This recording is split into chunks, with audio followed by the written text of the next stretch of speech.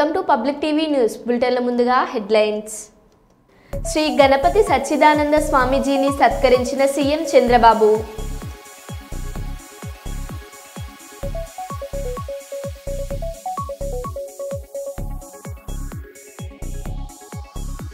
నర్సారావుపేటలో private school టీచర్పై police complaint.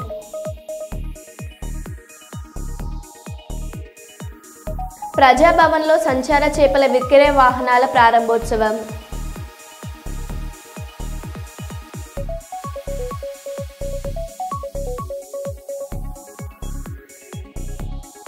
విశాఖలో navy day విన్యాసాలు.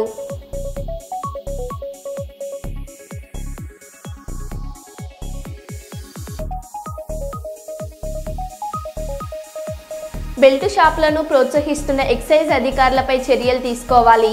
డివైఎఫ్ఐ అధ్యక్షులు రాఘవేంద్ర డిమాండ్.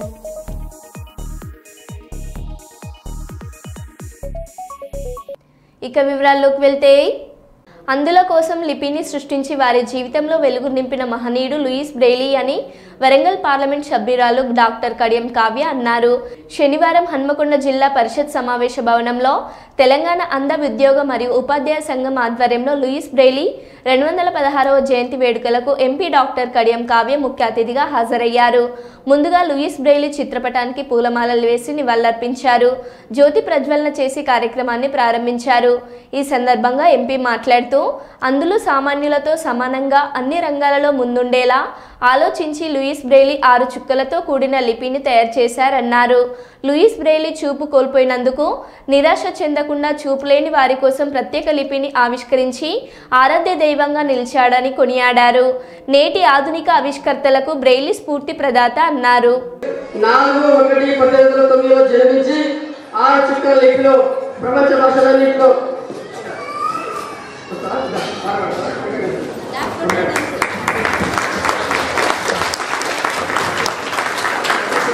సందర్భంగా ఒక చిన్న సాంగ్. లోయి ప్రేమ మహనీయుండు ఊబిగామునడే లోయి ప్రేమ. Happy birthday to you Louis, happy long life to you Louis. ఈరోజు వరల్డ్ బ్రెయిలీ డే సందర్భంగా మన వరంగల్లోని జెడ్పీ హాల్లో ఇక్కడ ప్రభుత్వ అంధ ఉద్యోగులు మరియు ఉపాధ్యాయుల సంఘం అందరూ కలిసి వాళ్ళ కుటుంబ సభ్యులతోటి వాళ్ళు స్వతహాగా ఇక్కడ ఈ కార్యక్రమాన్ని సెలబ్రేట్ చేసుకోవడం జరిగింది. బ్రెయిలీ లూయి గారి జయంతి సందర్భంగా ఈ రోజుని వరల్డ్ బ్రెయిలీ డేగా ప్రకటించడం జరిగింది 2018లో. ఆయన ఏ విధంగా అయితే చిన్న వయసులో తన చూపును పోగొట్టుకొని బ్రెయిలీ లిపిని రచించి వీళ్ళందరికీ కూడా వెలుగును పంచాడు. అందుకే వాళ్ళు చదువుకొని ఇప్పుడు ఉద్యోగాలు చేసి స్థిరపడి వాళ్ళంతటా వాళ్ళు ఈ రోజుని ఘనంగా నిర్వహించుకోవడం జరిగింది. దానికి నేను ముఖ్య అతిథిగా విచ్చేశాను. వాళ్ళు అడిగిన దాంట్లో ఒకటి వాళ్ళ కోసమే అందుల కోసం ప్రత్యేకంగా ఒక కమ్యూనిటీ హాల్ అడిగారు. అయితే ఈ 5 సంవత్సరాల నా టెన్యూర్లో తప్పకుండా నేను దాన్ని చేస్తాను అని చెప్పాను. అదేవిధంగా లూయి విగ్రహం కూడా ఏర్పాటు చేయమని అడిగారు. దాని గురించి సాధ్యాసాధ్యాలు చూసి మిగతా కూడా కొన్ని రికమెండేషన్స్ ఉన్నాయి అవన్నీ కూడా ఒకసారి పరిశీలించి ఏదైతే చేయగలమో దాన్ని తప్పకుండా చేసి వీళ్ళెంత సొంతంగా కష్టపడి ఎదిగారో ప్రభుత్వం కూడా వీళ్ళకి అంతే అదిగా అండదండగా ఉంటుందని తెలియజేసుకుంటున్నాను. వీళ్ళందరికీ కూడా మీ సొంతంగా కూడా ఇంకో అంధ విద్యార్థిని మీరు చదివించడమో చేరదీయడమో లేకపోతే ఒక ఇన్స్పిరేషన్గా మీరు నిలవాలని చెప్పి కోరడం జరిగింది. కాబట్టి వీళ్ళందరితోటి ఈరోజు ఇక్కడ ఈ బ్రెయిలీ డే సందర్భంగా పురస్కరించుకొని అందరినీ కలిసి ఈ డేని సెలబ్రేట్ చేసుకోవడం చాలా సంతోషంగా ఉంది. Thank you. కర్నూలు జిల్లాలో బాణవాసి బాలికల గురుకుల కళాశాల విద్యార్థినులను లైంగికంగా వేధిస్తున్న పురుష అధ్యాపకులపై తక్షణమే కేసులు నమోదు చేసి విద్యార్థినులకు ధైర్యం కల్పించాలని సిఎస్ విజయనందన్ గారికి ఐఎస్ఎఫ్ నాయకులు కలిసి వినతి పత్రం అందజేశారు.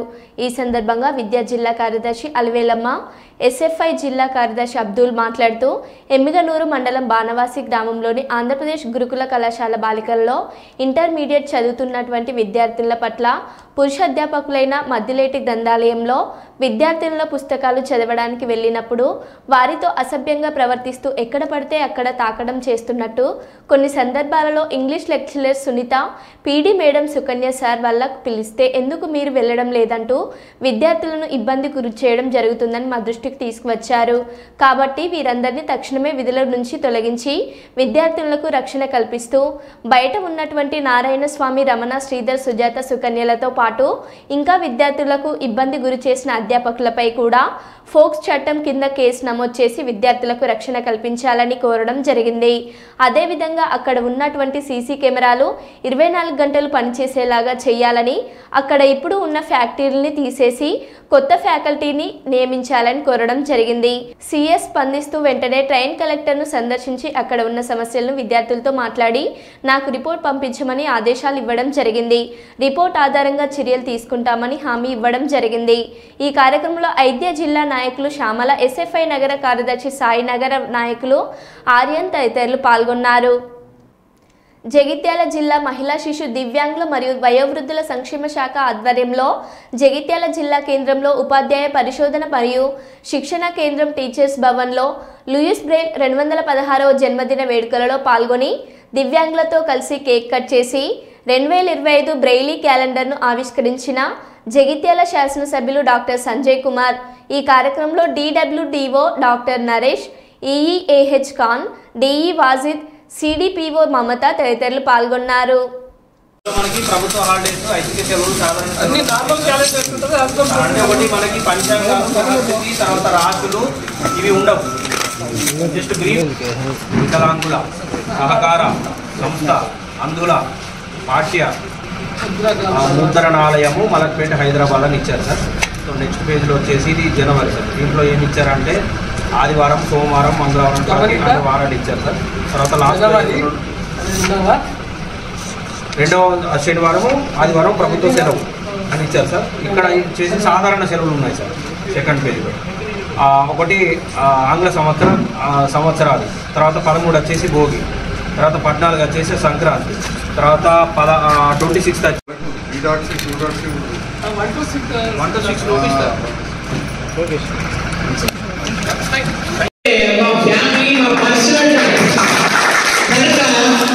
ఎమ్మెల్యే గారు ఈరోజు ఎమ్మెల్యేగా ఉంటారు, రేపు ఎంపీగా ఉంటారు, రేపు మంత్రి అవుతారు, రేపు ముఖ్యమంత్రి అవుతారు, రేపు ప్రధానమంత్రి అవుతారు.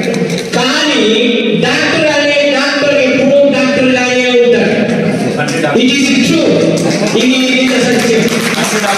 కనుక నేను చెప్పేది ఏంటంటే దయచేసి ఎమ్మెల్యే గారు అనగా మా డాక్టర్ గారు ఇది ముగిపోయేంత వరకు ఇక్కడికి కళ్ళద్దని మా యొక్క విన్నపం. ఇది ఒక కమెంట్ కూడా చెప్తున్నాను, ఇది నా ఆజ్ఞ కూడా చెప్తున్నాను. ఎందుకంటే మీరు మా మనిషి కనుక నేను అంత ప్రౌడ్గా మాట్లాడుతున్నాను. కాబట్టి మా ఏడి గారు అంటే పీడి గారు ఉన్నారు, రేపు పీడి గారు మాట్లాడతారు, పీడి సార్ కూడా మాట్లాడతారు, కానీ ఎమ్మెల్యే గారు మాట్లాడతారు, కానీ మా డాక్టర్ గారు మాట్లాడతారు. కనుక మేము అయ్యా ఈ వినతి పత్రం అనేది, ఈ యొక్క వివరణ అనేది ప్రతి సంవత్సరం ఇస్తున్నాము. దీనికి పరిష్కారం మాకు దొరుకుతుంది. నూతన సంవత్సర హ్యాపీ న్యూ ఇయర్, నూతన సంవత్సర శుభాకాంక్షలు. Happy new year. ఇప్పటి వరకు మా దివ్యాంగ మిత్రులు, వారి నాయకులు మాట్లాడుతూ మా సంజయ్ డాక్టర్ సార్, ఎమ్మెల్యేనే కాదు,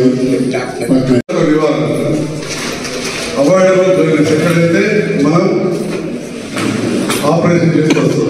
రెండవది ఏముంటుంది, సైట్ ఎన్హాన్స్మెంట్, అంటే ఉన్న కొద్దిపాటి చూపు మెరుగుపరుచుకొని దూరం చూడడం కావచ్చు, దగ్గర చూడడం కావచ్చు, అదొక పార్ట్. ఈ అందరూ చేయాల్సిన ఒకటేమో పూర్తిపోయిన వాళ్ళకు ఆపరేషన్ చేశారు. రెండవది సైట్ ఎన్హాన్స్మెంట్, అంటే చూపు మనం పెంచడం. ఉన్న దాంట్లో బైనాక్యులర్స్ ఇచ్చి మన పరిధి భాష చూపించడం, లేదా టెలిస్కోపిక్ లెన్సెస్ ఇచ్చి ఇవన్నీ ఇచ్చి చేయడం ఉంటుంది, అదొక పార్ట్. ఇక మూడవది ఏది చేసిన రాసిన వాళ్ళకు రిహాబిలిటేషన్, మీ కాలం మీద నిలబడే విధంగా చూడాల్సిన బాధ్యత.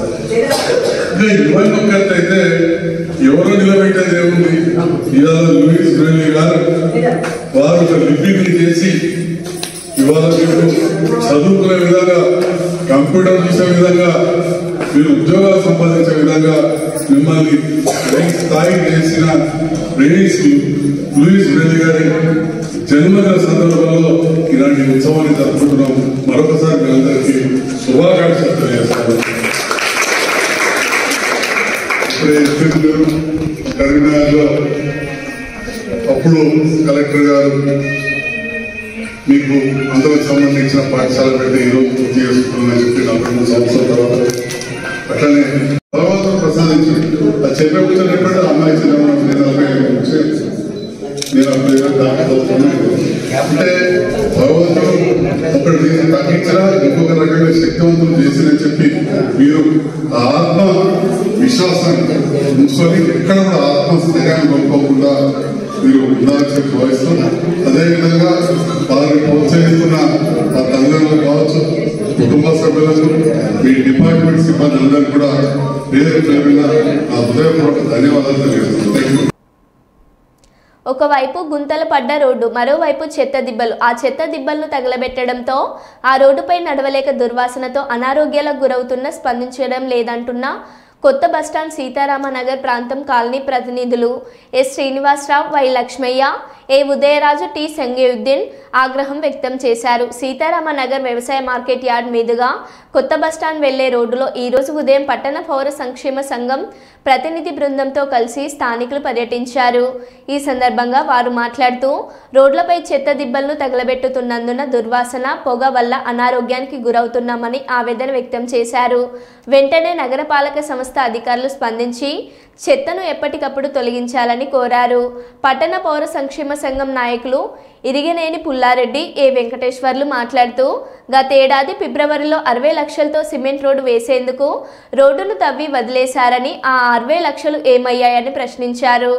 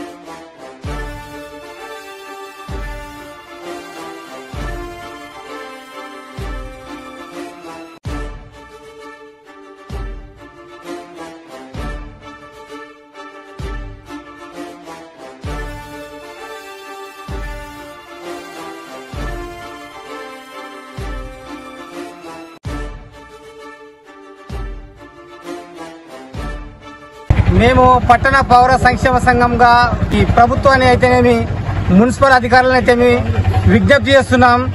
మార్కెట్ యార్డు ఎస్ఎఫ్ క్యాంప్ మధ్యలో ఒక 30-40 అడుగుల రోడ్డు ఉంది. ఆ రోడ్లో చెత్త చెదారం అంతా పేరుకుపోయింది.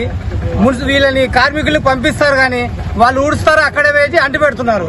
ఆ అంటి పెట్టడం వల్ల పొల్యూషన్ అంతా పెరిగిపోయి ఈ సీతారామనగర్ అయితేనేమి ఎస్ఎఫ్ క్యాంప్ అయితేనేమి ఈ ఏరియా మొత్తం పొగ అంతా నిండుకపోతుంది. దానివల్ల ఇక్కడ ఉండే ప్రజలకి ఆరోగ్యం చాలా దెబ్బతింటుంది. అదే కాకుండా ఈ టర్నింగ్ లో పెద్ద ట్రాన్స్ఫర్ ఉంది సెంటర్ లో. ఆ ట్రాన్స్ఫర్ ని సైడ్ వేసి పిల్లర్ వేసి సైడ్ కి హైట్ లో నిలబెడితే ఈ ప్రాంత వాసులకు సేఫ్ గా ఉంటది. తక్షణమే ఈ మున్సిపల్ కమిషనర్ గారు దీని గురించి ఆలోచించి చర్యలు తీసుకోవాల్సిందిగా మేము పట్టణ పౌర సంక్షేమ సంఘంగా డిమాండ్ చేస్తున్నాం. కర్నూలు నగరపాలక సంస్థ అధికారులు పన్నులు వసూలు చేయడమే తప్ప ప్రజల ఇబ్బందుల గురించి ఏమాత్రం పట్టించుకోవడం లేదు. బస్సులు గీసులు తిరగాలంటే కూడా రన్నింగ్ కావాలంటే చాలా ఇబ్బంది ఉంది. ఆ ఇబ్బంది వలన చాలా సైకిల్ పెట్టవలసింది కోరుతున్నాము. ఈడంతా చెత్త వేసి కాల్చడము, అంతా గలీజ్ చేయడము, ఈడ ట్రాన్స్ఫారం ఉంది, బండ్లు తిరిగే కాడ యాక్సిడెంట్లు జరుగుతాయి. ఈ మున్సిపాలిటీ అధికారులు కానీ కరెంట్ ఆఫీసర్లు అన్ని పట్టించుకోవడం లేదు. మాకు ట్రాన్స్ఫార్మర్ ప్రాబ్లమ్స్ ఉంది సార్ కొంచెం ఎక్కువ. ఆ ట్రాన్స్ఫార్మర్ తీపిచ్చేయండి. ఈ చెత్త వచ్చి అంత కుప్పేస్తారు ఇక్కడ, వాళ్ళు అందుకుంటున్నారు. ఆ పొగ అంతా వచ్చి మాకు కాలుష్యం ఎక్కువ వచ్చింది. ఆ రెండు మాకు క్లీన్ చేయండి. మున్సిపల్ కమిషనర్ గారికి మేము విన్నపించుకోవడం ఏమనగా సీతారాం నగర్ ఏరియా నుండి మాకు చాలా ఇబ్బందికరంగా కాలుష్యం అయితేనేమి, రోడ్లు అయితేనేమి, మా మధ్యలో కరెంటు స్తంభాలు అయితేనేమి చాలా చాలా ఇబ్బందికరంగా ఉంది. కాబట్టి మీరు తక్షణమే చర్య తీసుకొని మాకు తగిన న్యాయం చేకూరుస్తారని కోరుకుంటున్నాం. గ్రేటర్ వరంగల్ ప్రెస్ క్లబ్లో గ్రీన్ఫీల్డ్ నేషనల్ హైవేలో భూమిని కోల్పోయే రైతులు శనివారం మీడియా సమావేశం నిర్వహించారు. ఈ సందర్భంగా వారు మాట్లాడుతూ నాగపూర్ నుంచి అమరావతికి హైవే ఏర్పాటు చేయడం వల్ల తమ భూములు కోల్పోతున్నామని, భూములు కోల్పోవడంతో రైతు బంధు, రైతు బీమా కోల్పోతున్నామన్నారు. రైతులకు టోల్ ప్లాజాలో 70% వాటా ఇచ్చి భూములు తీసుకోండి, భూమికి సరైన ధర ఇస్తేనే తమ భూములు ఇస్తామని స్పష్టం చేశారు. నువ్వు ఇక్కడి వరకు ఎక్కడికి ఎట్లా నడిచి వచ్చినావు అని అడిగింది నన్ను ఆర్డీఓ. అంటే మేము ఇయ్యమని అంటలేము, మేము రోడ్ ఇస్తామని అంటాను. ఈ భూములను మేము ఇస్తాము, మేము అడ్డుపడము, జాతీయ రహదారికి మేము అడ్డుపడము. ఫస్ట్ ఆఫ్ ఆల్ అడ్డుపడతాము అని అన్నాము. ఇప్పుడు మేము ఒకటి మెట్టు దిగొచ్చి అడ్డుపడమని చెప్తున్నాం. మేము దేనికైనా అడ్డుపడం కాబట్టి మాకు కూడా న్యాయం జరగాలి. మా పిల్లలు మేము ఎట్లా బ్రతకాలి సార్? మేమేమన్నా జాబులు చేసి మేము చదువుకునే వాళ్ళం కాదు కదా. ఒక ఆఫీసర్స్, ఒక కలెక్టర్ కొడుకు, కలెక్టర్ కూతురు కలెక్టర్ కావాలి, ఒక డాక్టర్ కూతురు డాక్టర్ కావాలి, ఒక రైతు కూతురు మా భూమి ఇచ్చి రైతులాగా బతికే రోజులు కూడా పోతాయి. మేము ఇప్పుడు ఊడవడానికి కూడా అదే రోడ్ మీద, మీరు వేసే రోడ్ మీద మేము ఊడుస్తా అన్నా కూడా ఊడవనివ్వరు. రేపు ఊడిస్తే మాకు రోజు కింద కట్టి అని అన్నా కూడా ఊడ్చేటోళ్ళు వేరే వస్తారమ్మా, మేము నియమించుకున్న వాళ్ళు అని అంటారు. ఎందుకు ఇవ్వాలి సార్ మేము రోడ్డు? దేనికోసం ఇవ్వాలి? 3 పంటలు పండే భూములకు నిన్న ఆర్టీఓ గారు అడిగింది కదా, ఇలా చూపించి యాజ్ ఏ రూల్, ఇది రూల్, మేము చట్టం ఉన్న ప్రకారమే చేస్తాం. మాకు పైనుండి చట్టం ఏం చెప్పిందో అదే చేస్తాం. మీకోసం మేము బలైపోం కదా, మాకు పిల్లలు ఉన్నారు కదా అని మాట్లాడింది ఆర్టీఓ సార్ నా దగ్గర. మంగ్లీలాల్ సార్ మా ఆర్టీఓ నిన్న మా విలేజ్కి వచ్చిండు. వస్తే మేము అడ్డుగా మాట్లాడితే మీకు ఏం అర్థం కావట్లేదా నేను చెప్తే యాజ్ ఏ రూల్ అని కొడతాను. రూల్ ఎందుకు తెలియదు సార్? అన్ని రూల్స్ ఎరికాయి. మేము పురాణ పిచ్చోళ్ళం కాదు, పురాణ మంచోళ్ళం కాదు అన్నట్టు బ్రతుకుతాను. రూల్ అని అంటే ఎట్లా, ఏ విధంగా రూల్ మాట్లాడతారు సార్? మీకు ఇగో స్టేట్ గవర్నమెంట్ చెప్పిన ప్రకారం మీరు చేస్తాం. మీరు నియమించుకున్న అధికారులే మాకు ఈ రోడ్డు వేయమని చెప్తారు. మా పైన ఫోర్స్ జరుగుతుంది. అదే నియమించుకున్న అధికారులకే ఇప్పుడు మీరు నియమించిన అధికారులే కదా, మేము మీకు మొరపెట్టుకుంటాను. మాకు న్యాయపరంగా మీరు రేట్లు కట్టిస్తే మేము ఇవ్వడానికి రెడీ. మాకు అందులో ఏ అబ్జెక్షన్ లేదు. మా పిల్లలు కానీ మేము కానీ ఎట్లా బ్రతకాలి? మేమేం చదువుకున్న వాళ్ళం కాదు, కనీసం వాళ్ళని చదివియాలన్నా కూడా మా స్థితిగతులు కరెక్ట్ లేవు. ఇవ్వాలా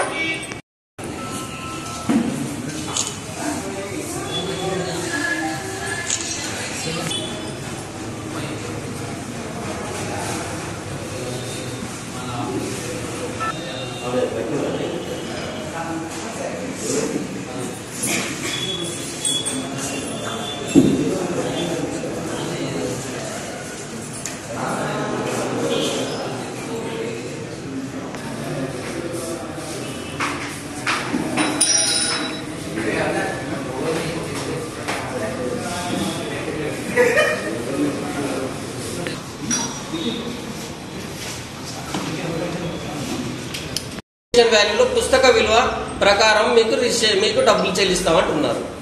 మేమేం చేయాలి? ఈ భూమి పోతే భూమి మాకు మేమేం బతకాలి? మా 3 పంటలు సారవంతమైన నేలలు, ఉమ్మడి వరంగల్ జిల్లా సారవంతమైన నేలలు 3 పంటలు పడతాయి. అలాంటి భూములను మీరు గుంజుకుంటున్నారు, బలవంతంగా గుంజుకుంటున్నారు. ఎవరైనా మాట్లాడితే వాళ్ళను బయట ఎవరు కేసులు పెడుతున్నారు మా మీద. రైతుల మీద కేసులు పెట్టడం ఎంతవరకు కరెక్టు? కేంద్ర ప్రభుత్వం అంటే రాష్ట్ర ప్రభుత్వం, రాష్ట్ర ప్రభుత్వం అంటే కేంద్ర ప్రభుత్వం. మేమేం చేయాలి? ఇప్పటి వరకు ఎన్నో కేసులు వేసినాం, అయినా కేసులను పరిగణనలోకి తీసుకుంటలేరు. కాకినాడ జిల్లా ప్రతిపాడు నియోజకవర్గం ఏలేశ్వరం మండలం చిన్నింపేట గ్రామంలో జాతీయ రహదారికి ఆనుకుని ఉన్న ఫ్యాక్టరీలో మాకు ఉద్యోగ భద్రత కల్పించాలంటూ 2వ రోజు సుమారు 500 సిబ్బందితో 49వ రోజు కొనసాగుతున్న ధర్నా పట్టించుకొని ఫ్యాక్టరీ యాజమాన్యం నాయకులు మాకు న్యాయం జరగాలి అంటున్న ఫ్యాక్టరీ కార్మికులు. మాకు న్యాయం జరగాలంటే ధర్నాని ఉద్రిక్తం పెంచుతామంటున్న కార్మికుల ఆవేదన.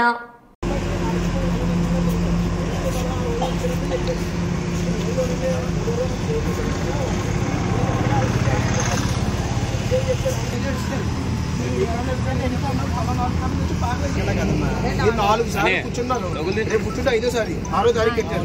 ఇన్నిసార్లు ఆగినప్పుడు ఆడు ఇంకోసారి అంటాడు. ఒక అప్ప కొట్టిన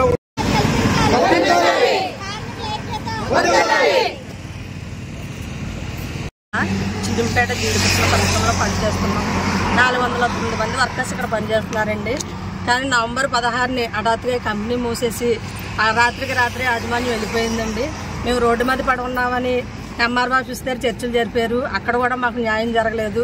మళ్ళీ జేసీఎల్ దగ్గర కాకినాడ మీటింగ్లో జరుగుతుంది, టీసీఎల్ దగ్గర. అక్కడ కూడా మాకు న్యాయం జరగలేదండి. చర్చలు వేస్తూ ఉన్నారు, అధికారులు ఎవరూ స్పందించలేదు. మాకు అధికారుల దగ్గర కూడా వెళ్ళాము, న్యాయం చేయమని నడుచుకుంటూ కూడా సత్యప్రభ గారి దగ్గరికి వెళ్ళాము. ఆమె కూడా ఏమీ న్యాయం చేయలేదండి. జ్యోతి నెహ్రూ గారి దగ్గరికి వెళ్ళాము, ఆయన కూడా ఏం న్యాయం చేయలేదు. అధికారులు ఎవరూ మమ్మల్ని పట్టించుకోవట్లేదు. ఇంతమంది ఆడవాళ్ళు రోడ్డు మీద పడి ఉన్నారు, వాళ్ళ ఫ్యామిలీలు ఎలాగున్నాయి అని కూడా ఎవరూ కూడా పట్టించుకోవట్లేదండి. మరి మాకు న్యాయం చేయాలని ప్రభుత్వాన్ని కోరుకుంటాం. అవసరమైతే కంపెనీని ప్రభుత్వమే తీసుకొని మాకు న్యాయం చేయాలని, మాకు ఉద్యోగం కల్పించాలని కోరుకుంటున్నామండి. ఏంటిది ఇక్కడ 49వ రోజు 10 సంవత్సరాలు పనిచేస్తున్నామండి. ధర్నా చేసి 49 రోజులు అయింది. అధికారులు ఎవరూ స్పందించలేదు. మాకు ఎటు కూడా న్యాయం చేయట్లేదండి. ఏంటంటే ఇక రేపు కొన్ని వాయిదాలు వేస్తున్నారు తప్ప కానీ న్యాయం అయితే జరగలేదు. రేపు 6వ తారీఖున జేసీఎల్ మేడం దగ్గర మీటింగ్ పెట్టారండి. ఆ రోజు న్యాయం జరగకపోతే మాత్రం మేమందరం కూడా ఈ కంపెనీని, ఈ స్థలం స్వాధీనం చేసుకొని మేమందరం పాకలు వేసుకొని మా పిల్లల్ని వదిలేసి రావాల్సి వస్తుంది. పెద్దోళ్ళని వదిలేసి వస్తున్నాం. వాళ్ళందరినీ తీసుకొని ఇక్కడికే వచ్చేసి ఇక్కడే పాకలు వేసుకొని ఇక్కడే వండుకొని తిని మేమందరం కూడా ఇక్కడే ఉంటామని 409 మందికి కూడా న్యాయం జరగాలని మేమందరం కోరుకుంటున్నామండి. ఇక్కడే ఉంటాం మేము. ఇంకా రాత్రి కూడా ఇంటికి వెళ్ళడం ఉంటుందండి. ఇక్కడే ఉండిపోయి మేము ఇక్కడ పాకలు వేసుకొని ఉంటామని ప్రభుత్వం వారికి మరి మాకు సపోర్ట్ రావాలి మీరు అని మేము కోరుకుంటున్నామండి. మాకు యాజమాన్యం న్యాయం చెయ్యాలి. న్యాయం చెయ్యకపోతే మాత్రం ఇదే చేస్తామండి మేము. పెద్దపల్లి జిల్లా రామగుండం ఎన్టీపీసీలోని విశ్వభారతి హైస్కూల్ ఆవరణలో విద్యార్థులకు ట్రాఫిక్ అవగాహన కార్యక్రమాన్ని నిర్వహించారు. రోడ్డు భద్రతా మాసోత్సవాల సందర్భంగా motor vehicle inspector Santosh Reddy, traffic CI Rajeswara Rao పాల్గొని రోడ్డు భద్రత విషయాలపై విద్యార్థులకు వివరించారు. ప్రధానంగా 18 ఏళ్ల లోపు పిల్లలకు పేరెంట్స్ వాహనాలు ఇవ్వొద్దని సూచించారు. వాహనాలు నడిపేటప్పుడు తప్పనిసరిగా హెల్మెట్ ధరించాలని, కారులో అయితే సీట్ బెల్ట్ పెట్టుకోవాలన్నారు. ప్రధానంగా సెల్ ఫోన్ డ్రైవింగ్, మద్యం సేవించి వాహనాలు నడిపితే చట్టపరంగా తీవ్ర పరిణామాలు ఉంటాయన్నారు. అలాగే యూత్ పిల్లలు triple riding, rash driving, signal jumping చేయడం వల్ల ప్రమాదాలకు గురయ్యే అవకాశం ఉందని పేర్కొన్నారు. ట్రాఫిక్ రూల్స్ గురించి ప్రాక్టికల్గా వివరించారు. విద్యార్థుల సందేహాలను వృత్తి చేశారు. కార్యక్రమంలో ట్రాఫిక్ అధికారులు ప్రదీప్ సాగర్, నిఖిల్ రెడ్డి, హరిశేఖర్, స్కూల్ డైరెక్టర్ యాదగిరి గౌడ్, అధ్యాపకులు, విద్యార్థులు పాల్గొన్నారు.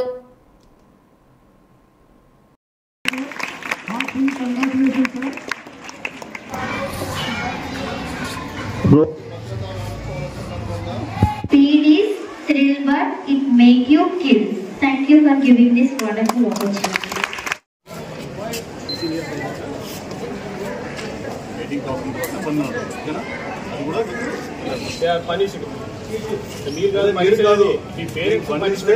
మీ పేరెంట్స్ అనమాట.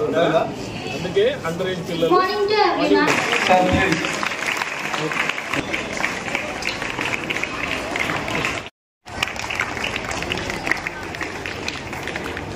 జాతీయ రోడ్డు భద్రతా మాసోత్సవాల సందర్భంగా ఈరోజు విశ్వభారతి హై స్కూల్లో ఈ మాసోత్సవ కార్యక్రమాన్ని జరుపుకోవడం జరిగింది. ఇక్కడ విద్యార్థులకు రోడ్డు అవగాహన గురించి, ట్రాఫిక్ రూల్స్ గురించి, అలాగే అండర్ ఏజ్ అంటే 18 years బిలో వెహికల్స్ నడపకూడదు పిల్లలు. ఒకవేళ నడిపినటువంటి పరిస్థితుల్లో అయితే వాళ్ళ పేరెంట్స్కు పనిష్మెంట్ ఇవ్వడం జరుగుతుందని చెప్పడం జరిగింది.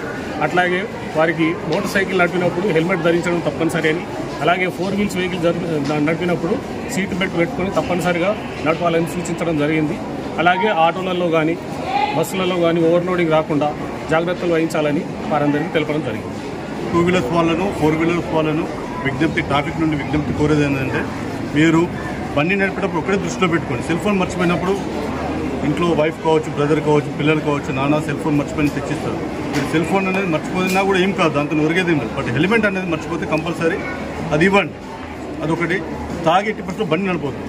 సో మనం తాగి బండి మనం కరెక్ట్గా పోయినా కూడా మన టైం బాగా లేకుండా వేరే వచ్చి గుద్దినా కూడా సో ఏంటంటే తాగిన వాళ్ళకి తప్పు అంటారు, మన రైట్ పోయిన. సో 80%లో డ్రంక్ అండ్ డ్రైవ్ కానీ, సెల్ ఫోన్ డ్రైవింగ్ కానీ, వితౌట్ హెల్మెట్ కానీ, సిగ్నల్ జంపింగ్ కానీ, ఓవర్ స్పీడ్ కానీ, ట్రిపుల్ రైడింగ్ ఇలాంటివి చేయకూడదని చెప్పాము. దానివల్ల జరిగే నష్టాల గురించి చెప్పాము. సో పిల్లల్ని కూడా కోరింది అదే, అంటే బిలో 18 years ఉన్న పిల్లలు ఎన్ని కాస్ట్ బండి నడపకూడదు. వాళ్ళు నడుపుతుందంటే వాళ్ళు తెలిసి తెలియక వాళ్ళు చేసిన పొరపాటుకు వాళ్ళ పేరెంట్స్, ఇప్పుడు ఉన్న చట్టాల ద్వారా పేరెంట్స్ ద్వారా వాళ్ళ పేరెంట్స్ జరుగుతుంది కాబట్టి వాళ్ళని అదే కోరాము. మరో బులెటిన్లో మళ్ళీ కలుద్దాం. Stay tune.